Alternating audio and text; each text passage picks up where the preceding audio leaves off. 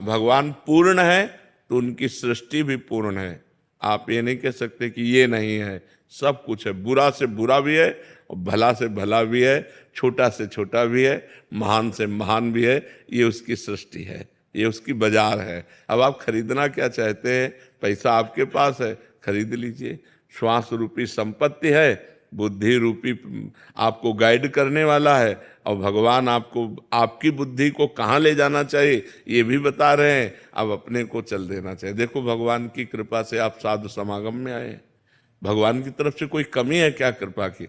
अब आप अगर साधु समागम करके भी असत मार्ग में चलें और कह दें कि भगवान को दोष दें, तो हमें लगता है उनकी कृपा ही कृपा हमारे ऊपर है, उनकी वास्तविक कृपा हमारे ऊपर है। हम समझ नहीं पा रहे। अगर हम समझ जाएं तो हम गलत मार्ग में चलेंगे नहीं, सही मार्ग।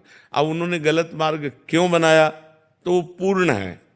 पूर्ण तभी होता है जब सब कुछ हो। पूर्णता तभी मानी जाती है जब सब कुछ हो। तो हमारी भगवान की सृष्टि में सब कुछ है। कुछ आपने क्रूर से क्रूर, निर्दयी से निर्दयी, दयावान से दयावान, अब सब कुछ भरा पड़ा हुआ है। अच्छा, वो बने हैं, उन्होंने बनाया केवल नहीं, वो स्वयं बने हैं। जब भगवान के सिवा कोई है ही नहीं, था नहीं, रहेगा नहीं, तो फिर ये सब है क्या?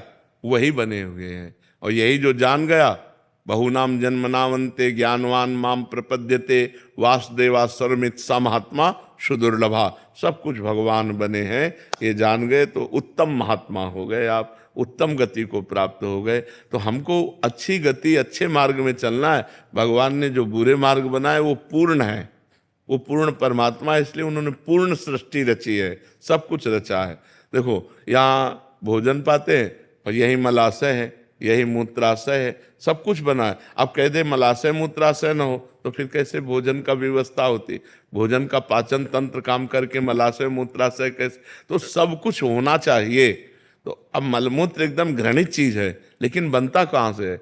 यहीं से तो पाते हैं। तो ऐसे ही भगवान ने, जैसे हमारे शरीर में सब कुछ है, सब कुछ है, गंदगी से गंदगी, सब चीज, सब अंदर सब भरा हुआ है, लेकिन ऊपर से कितना चिकना चुपड़ा कर दिया कि हम देखकर प्रभावित हो जाते हैं और रूप देखकर लुभायमान हो जाते हैं। ऐसे भगवान ने सब कुछ पूरी सृष्टि में रचा है।